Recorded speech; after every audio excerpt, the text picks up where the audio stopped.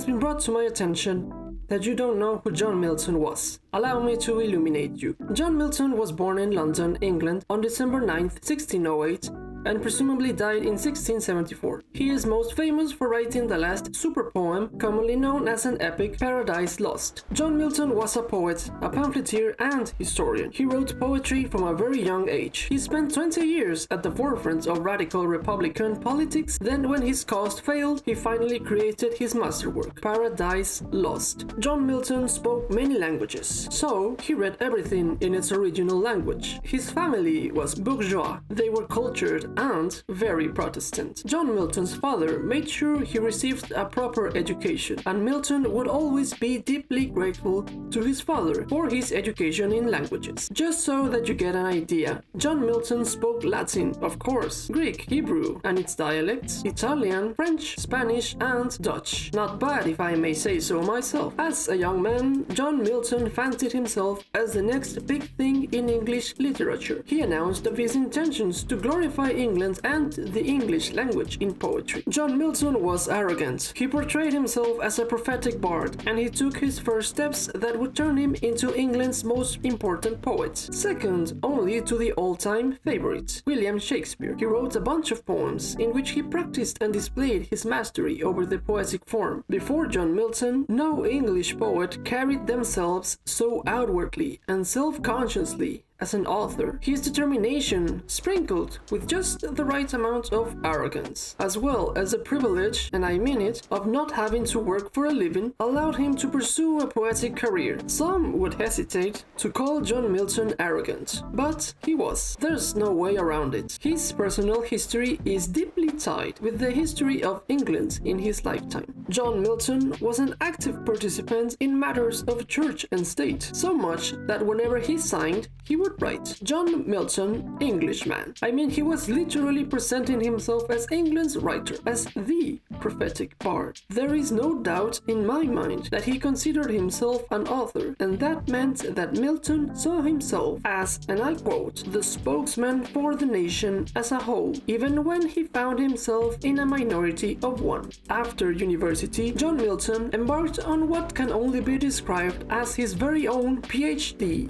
in world literature, with the financial support of his father, of course. During 6 years, Milton dedicated himself to read and to travel. He studied everything from ancient and modern theology, philosophy, history, science, politics, and literature. And then, if that doesn't rhyme with privilege, he followed it up with a 15-month grand tour of France, Italy, and Switzerland. While touring Europe, John Milton wrote a poem about procrastination. He wrote the pastoral elegy Lycidas, lamenting the death of Edward King, not an actual king, just a fellow student. The poem memorializes his friend and also serves as an occasion for him to meditate on his own poetic aspirations and endeavors, his anxieties regarding the role of poetry, and for not having yet completed his grand poetic project. Again, he wrote a poem about procrastination. In other words, John Milton wonders whether or not he is wasting his life, a feeling not uncommon among the youth of the 21st century. So, at the age of 30, John Milton was not sure if he would be able to fulfill his promise of writing the next epic poem. The death of Edward King, not an actual king, prompted Milton to reevaluate his life's work and reminded him that he was very mortal, and also that time is always running out. A lot of Milton's treatises were inspired by his personal concerns, and as any writer out there, his own life bleeds onto his works. He wrote and distributed pamphlets on topics that were deeply important to him. John Milton denounced the church-government relations. He wrote tracts on divorce, education, regicide, republicanism, and most importantly, he wrote the famous defense of freedom of the press, Areopagitica. These tracts that Milton wrote were of course not popular, and they were denounced by Parliament. I mean, what did you expect? Freedom of the press? John Milton's writings could not be licensed, meaning that he could not obtain a license to get them published. John Milton was a radical. He was a rebel that opposed Parliament's ordinance for the regulating of printing, or as the cool kids say, the licensing order. Areopagitica is addressed to the Calvinist Parliament of the time, who believed in God's sovereignty sovereignty and the authority of the Bible. So, for John Milton, a free press was vital to the creation of a reformed English culture. John Milton continued publishing political pamphlets. That was an alliteration if you didn't notice. And after the execution of King Charles, he was appointed as Latin Secretary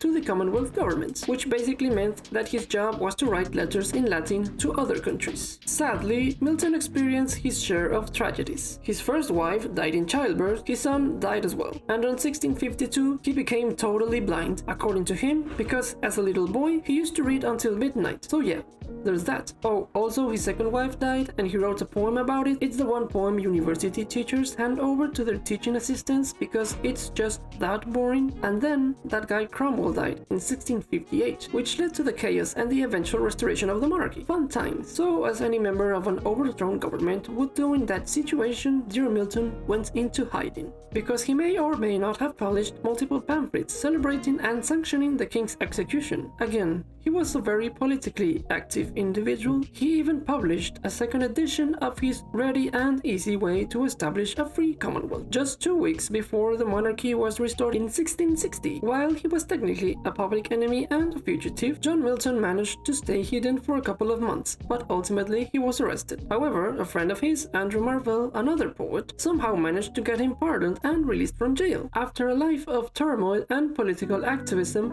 John Milton found himself totally blind, disappointed because the good old cause of the revolution didn't go his way, and he was now 50 years old. Also, he was plagued by attacks of gout every now and then, but at least he had his third wife, who actually survived him. So there he was, defeated, disappointed, and blinded. But against all odds, and with the help of his daughters and friends who helped him transcribe his dictations, he completed his epic poem and fulfilled his promise he had made to himself and to the world a long time ago. Paradise Lost by John Milton changed poetry as we know it, and that is where our story begins. Remember to subscribe, hit the notifications bell so you don't miss out, and leave a comment with your favorite passage of Paradise Lost. Remember that if you want to support the channel, you can visit chrysalis.ca and buy one of our short stories. I recommend Worlds of Omniscience if you are into Milton. So yeah, au revoir.